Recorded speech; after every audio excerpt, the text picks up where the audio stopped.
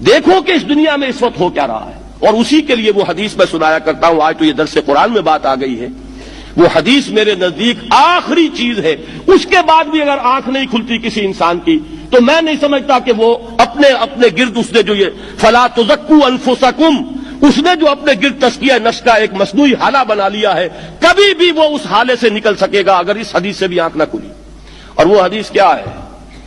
مولانا اشرف علی تھانوی نے اس کو اپنے جو خطبات جمعہ ہیں ان میں نقل کیا ہے. بیہقی کی روایت ہے. اوحى اللہ عز وجل الى جبرائیل علیہ الصلوۃ والسلام ان اقلب مدینۃ کذا وکذا باہلھا. اللہ نے حکم دیا حضرت جبرائیل کو فلاں فلاں بستیوں کو الٹ دو اس کے رہنے والوں سمیت. قال فقال، حضور نے فرمایا، اس پر حضرت جبرائیل نے عرض کیا بارگاہ خداوندی میں، ان فیھا عبدک فلانا لم یعصک طرفۃ عین. پروردگار اس بستی کو الٹ دوں، اس میں تو تیرا فلاں بندہ بھی ہے جس نے کبھی پلک جھپکنے جتنی دیر بھی معصیت میں بسر نہیں کی. اب آپ اندازہ کیجئے، یہ جو ہے نا اپنے آپ کو رگڑنا اور مانجنا اور پوری زندگی رگڑنے میں اور مانجنے میں لگا دینا. ہم بعض بزرگوں کے تذکرے میں سنتے ہیں اتنے اللہ والے تھے کہ ان کا گھوڑا بھی کوئی مشکوک دانہ نہیں کھاتا تھا، اور وہ خود جو ہے وہ انگریز کی عدالت میں بیٹھے ہوئے اور انگریز کی نوکری کر رہے تھے. یہ ہے وہ مائکروسکوپک اور مائکروسکوپک کا عدم توازن. طاغوت کی چاکری کر رہے ہیں، انگریز کی ملازمت کر رہے ہیں، انگریز کے قانون کی تنفیذ کے اندر اعلی کار بن رہے ہیں، لیکن ذاتی تقوی اور ذاتی نیکی اور ذاتی للہیت جو ہے اس کا معیار یہ ہے کہ ان کا گھوڑا بھی مشکوک چارہ اور مشکوک کھانا نہیں کھا سکتا. یہ ہے وہ عدم توازن. اس کو نوٹ کیجیے گا، جس کو کہ اس حدیث میں محمد رسول اللہ صلی اللہ علیہ وسلم نے واضح کر دیا کہ حضرت جبرائیل عرض کرتے ہیں کہ اللہ فلاں بستی کو الٹ دوں، اس میں تو تیرا فلاں بندہ بھی ہے جس نے پلک جھپکنے جتنی دیر بھی معصیت میں بسر نہیں کی. ذاتی نیکی کا اب اس سے اونچا کوئی مقام کوئی شخص مجھے اگر بتا سکے تو میں اس کا مرید ہو جاؤں گا. اس سے اونچا کوئی مقام ہوگا کہ آنکھ جھپکنے جتنی دیر بھی کسی نے معصیت میں بسر نہیں کی. ذاتی نیکی کی معراج.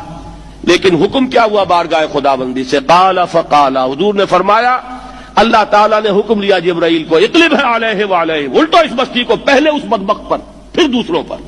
کیوں؟ فإن وجہہ لم یتمعر فی ساعۃ قط، اس لیے کہ اس کا چہرہ کبھی میری غیرت میں سرخ نہیں ہوا، اس چہرے کا رنگ نہیں بدلا. بے غیرت انسان، بدیاں پھیلتی رہیں، میرے دین کو روندا جاتا رہا، میری شریعت کی دھجیاں بگڑتی رہیں، عوامر کا مذاق اڑایا جاتا رہا. نواہی کے لیے دنیا کے اندر جن چیزوں سے میں نے روکا اس کے لیے فلسفے تراشے گئے، اور یہ لگا رہا مست رکھو ذکر و فکر صبح گاہی میں اسے.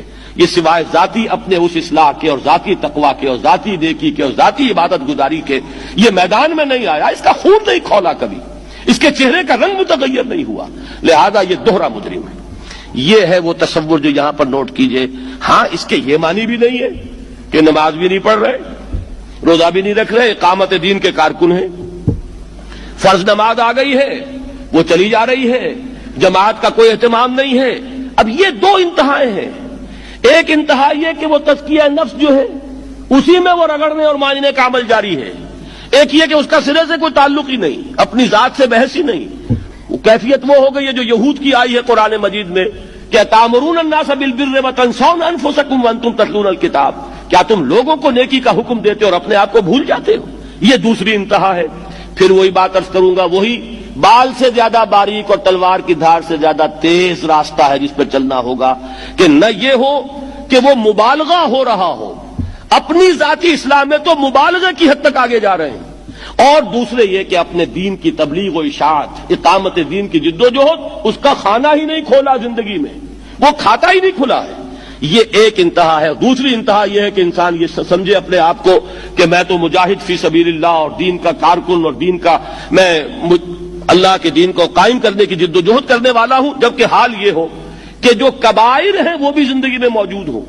ظاہر بات ہے فرض کا ترک کبیرہ ہے، نماز فرض چھوڑی تو کبیرہ گناہ کا ارتکاب ہو گیا، وہ تو کبائر میں آ جائے گا. فرائض کا ترک کر دینا کبیرہ گناہ شمار ہوگا. لہذا یہ دو انتہا